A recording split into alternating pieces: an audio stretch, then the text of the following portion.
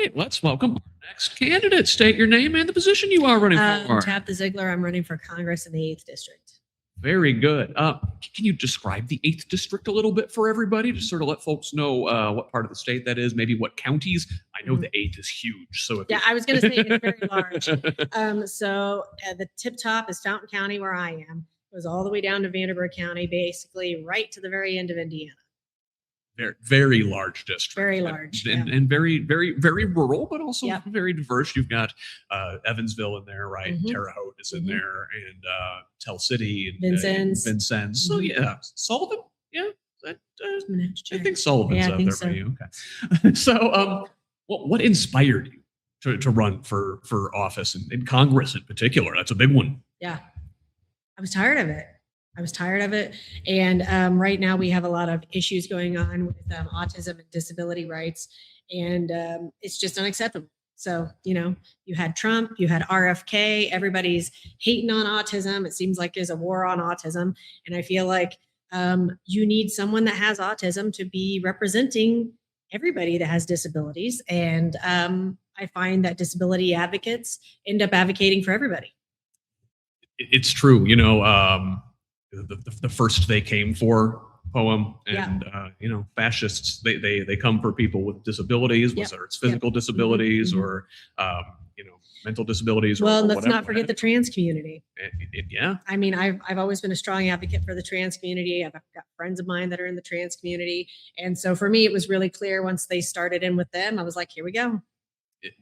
You always need an other, right? They always need to target somebody to get folks angry at somebody who is responsible for your station in life, right? Even though that's not. And they always like to go after a very small minority, right? Of course. Like, let's just pick off one of the smaller minorities, and then they just ebb up from there.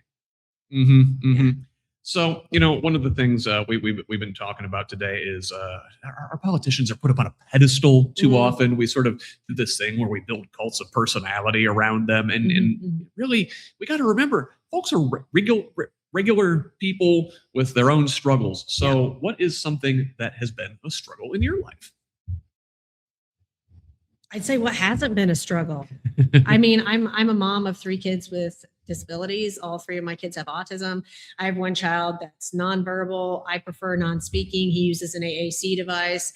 I'm the mom that's constantly filling out paperwork underneath the stove light.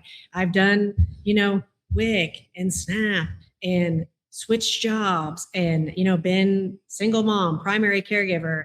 I just think there needs to be more representation like that. Like we need to find people that are real people that can speak to the type of things that actual Hoosiers are living. They write these laws, they put these processes into place, and I don't think realize what all goes into navigating some of these things. And it sounds like you would take experience navigating these processes to Washington and, hopefully say to your colleagues, guys, what are we doing? We can do this better. We can make this better.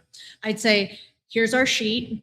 Let's sit down and have a grown-up conversation about all of the things. And then we can just chop it up like that. And for those people that would say, oh, we should ship autistic people off to a camp or whatever, then I think I'm a good example of a functional member of society that has autism that can speak on it. And my kids certainly deserve to be part of society. So, I would just beat my drum and they'd have to listen. Well, about autism, and I'm glad you speak of this, and I can tell you're really passionate about it. We have to remember it is a spectrum, and it is a huge spectrum. Yeah.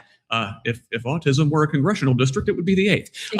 Exactly. Because you've got folks like you who are very high functioning. Like you can't tell somebody has autism a lot of times. And then on the other end of the spectrum, like you said, you've got folks who are not speaking or have various other, I don't want to say symptoms, but, conditions and things they have to struggle with that are more obvious. And it's like I said, it's a big spectrum. Well, what I'd like to eventually get people to recognize is that if we start to have conversations about autism like we have about heart disease, or people that might be a little bit more like maybe their family is predisposed to have strokes. Autism is a genetic condition. And then once we get into this larger conversation, then we touch on eugenics, which is just a crapshoot. And I feel like that's where we're headed. So that's why I'm just like waving all the red flags and warning of like, hey, we're going a wrong direction here. I mean, they very much are, and they're telegraphing it. If you look at Yeah. like what Peter Thiel and Elon Musk and those guys talk Exactly. about, Yeah. it's very scary, and it's very, very slippery slope, right? Yeah. So, boy, transition. That's dark. Sure. Let's do a fun one. Okay.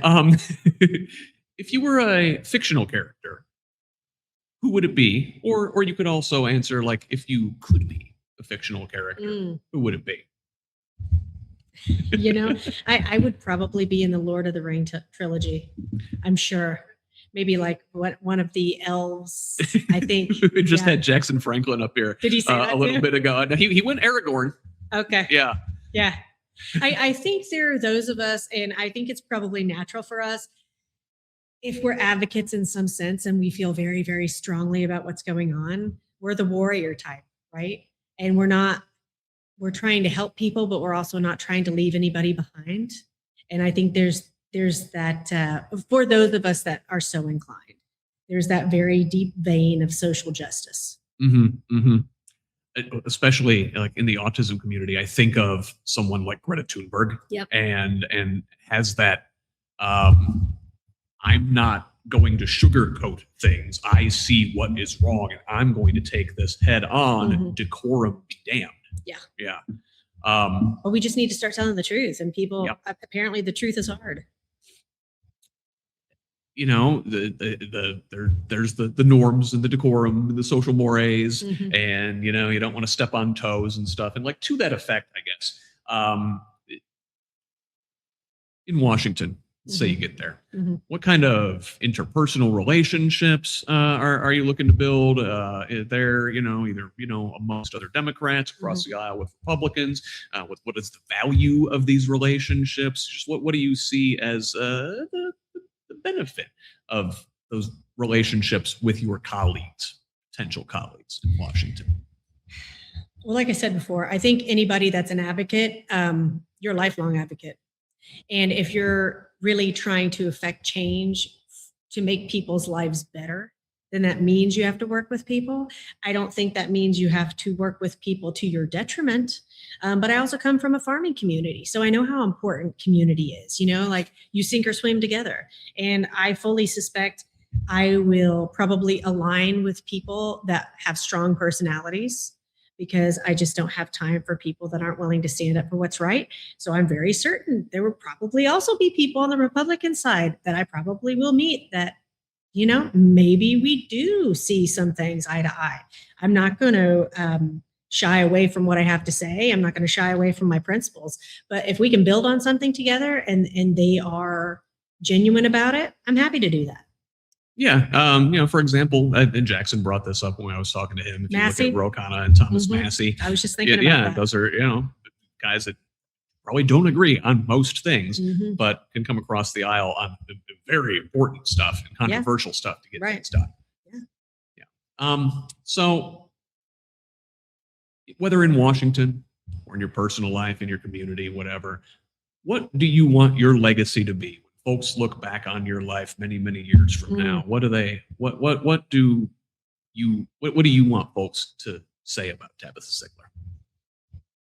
Zeigler? I hope that they would say that she always did what she thought was right, that she always stood up for the little guy, that she was unapologetically truthful. Ah, yes. Unapologetically. I like it. Unapologetically truthful. Yes. Finally, if folks like that unapologetically truthful message, how can they get involved with your campaign? By volunteering, by donating, by lending their talents, whatever they may be. So we're still working on the website. It's going to be tapthezeiglerforcongress.com. You can find me on all the social media, Tap the Zeigler. But if you really want to know who I am, listen to the podcast. I run a podcast. It's called Staring Down the Storm, Autism Advocacy in America. And we do not sugarcoat it. We tell it like it is. We talk about real life stuff that's going on with Hoosiers, stuff that's going on with Americans, and yeah, like just have a real conversation. Very good. Well, Tabitha, it's been a pleasure to meet you here, and I've had you on the show several times But this before. is the first time in person. It is so good to finally meet you in Yeah. person. Thank you So for having me. I Thank you so appreciate much. it. I appreciate it.